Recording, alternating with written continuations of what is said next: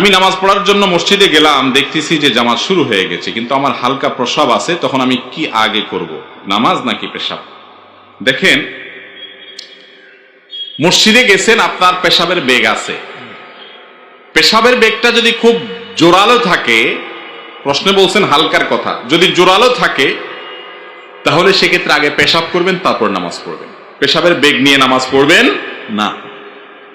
আর যদি খুব হালকা বেগ থাকে, এদিকে জামাত শুরু হয়ে গেছে, তাহলে সেক্ষেত্রে আপনি জামাতে শামিল হয়ে নামাজ পড়ে নিতে পারেন।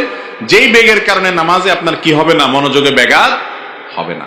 কিন্তু এটা কদাচিৎ হতে পারে, নিয়মিত এরকম হতে পারে না, প্রায় এরকম হতে পারে না। প্রায় সময় তো ইসলাম আপনাকে নামাজের যথেষ্ট আগে থেকে উযু করে, পেশাব করে, সব ক্লিয়ার করে প্রস্তুতি নিয়ে নামাজের জন্য অপেক্ষা করতে বলেছে।